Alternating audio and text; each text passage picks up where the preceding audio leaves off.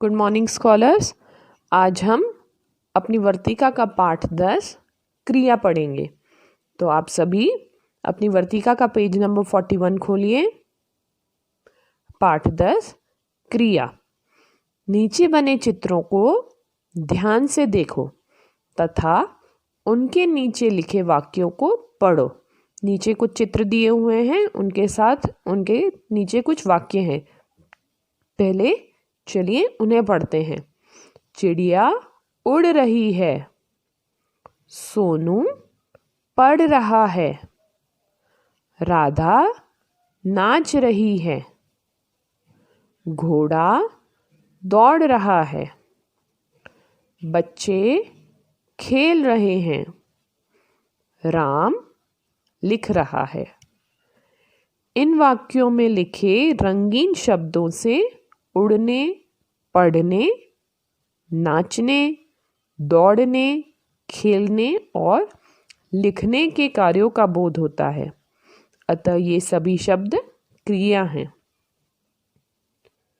अब देखिए क्रिया की परिभाषा। जिस शब्द से किसी कार्य का करना या होना पाया जाए उसे क्रिया कहते हैं, जैसे पढ़ना, दौड़ना, खाना, लिखना आदि। तो स्कॉलर, जिन शब्दों से हमें किसी कार्य के होने का पता चले ऐसे शब्दों को क्रिया कहते हैं, जैसे पढ़ना, दौड़ना, खाना, लिखना आदि। अब देखिए पेज नंबर 42। क्रिया का रूप लिंग के अनुसार बदलता है।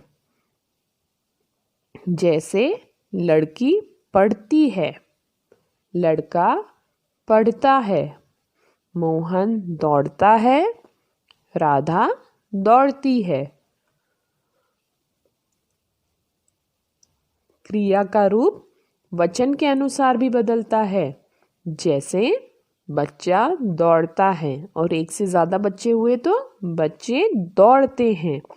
तो दौड़ता एक वचन में आएगा और दौड़ते बहुवचन में आएगा।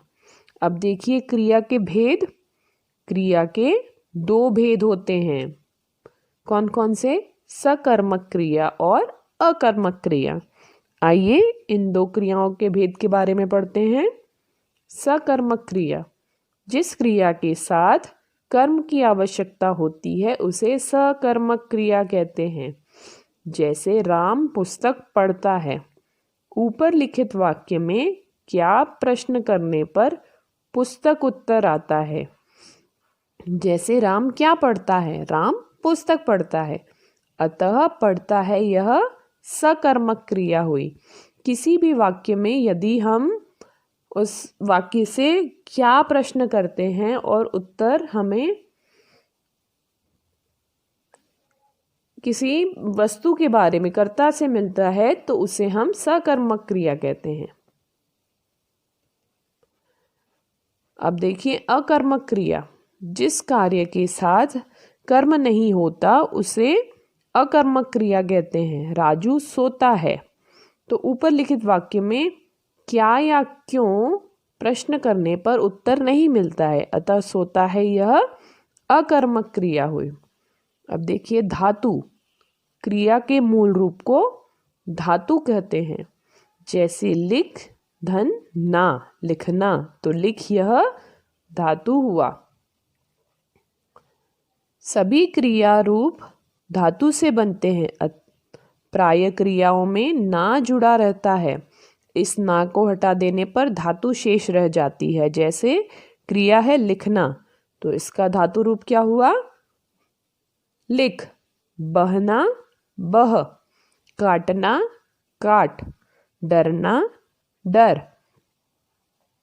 उठना, उठ। धोना, धो। सुनना, सुन। बढ़ना, बढ़। पढ़ना, पढ़। हटना, हट। तो आइए स्कॉलर्स बढ़ते हैं इस पाठ के अभ्यास कार्य की ओर। निम्नलिखित वाक्यों में से क्रियापद अलग करके लिखो। पक्षी उड़ रहे हैं।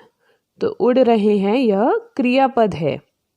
गाय घास चर रही है, चर रही है। मोहन किताब पढ़ रहा है, पढ़ रहा है यह क्रियापद है। कुत्ता भौंक रहा है, भौंक रहा है यह क्रियापद है। राधा गा रही है, गा रही है यह क्रियापद है। प्रश्न नंबर 3, धातु अलग करके लिखो। लिखना, लिख। कूदना, कूद। पढ़ना, पढ़। उठना, उठ। खेलना, खेल। प्रश्न नंबर 4, वाक्यों को शुद्ध करके लिखो। बच्चा चैन से सोते हैं, यहाँ एक ही बच्चा है तो हम क्या लिखेंगे? बच्चा चैन से सोता है। पका आम पेड़ से गिर गई। सही वाक्य क्या होगा? शुद्ध रूप, पका आम पेड़ से गिर गया। लड़के मैदान में खेल रहा है। लड़के बहुवचन है तो लड़के मैदान में खेल रहे हैं। सुधा सो रहा है। सुधा स्त्रीलिंग है तो सुधा सो रही है। अनन्या पढ़ रहा है। शुद्ध रूप क्या होगा? अनन्या पढ़ रही है। अब देखिए रचनात्मक कौशल, दिए गए वाक्यों में से सकर्मक एवं अकर्मक क्रिया अलग करके लिखना है। मोहन सेब खाता है, यह सकर्मक क्रिया है। राधा नाचती है, यह अकर्मक क्रिया है। सुधा जीन्स पहनती है, यह सकर्मक क्रिया है। बच्चे खेलते हैं, यह अकर्मक क्रिया है। तो स्कॉलर्स आइए पढ़ते हैं पाठ 12 विलोम शब्द। पेज नंबर 48 खोलिए। विलोम का अर्थ होता है उल्टा, एक दूसरे के विपरीत या उल्टा अर्थ देने वाले शब्दों को विलोम कहते हैं। नीचे कुछ विलोम शब्द के उदाहरण हैं, आइए हम उन्हें पढ़ते हैं। लाभ का विलोम हानि। राजा रंक। गहरा उथला। अपना पराया। जीवन मरण। सुपुत्र कुपुत्र। दूर पास। आशा निराशा। निकट दूर। जमीन आसमान। रक्षक भक्षक। कच्चा पक्का। आदान प्रदान। शत्रु मित्र। उदय अस्त। वीर कायर।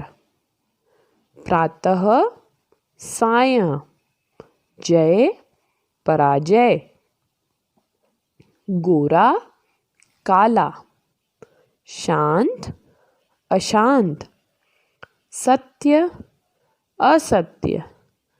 उचित अनुचित। पुरस्कार दंड। चल अचल। खुशबू बदबू। अच्छा बुरा। अधिक कम। मान अपमान। सुर असुर। बड़ा छोटा।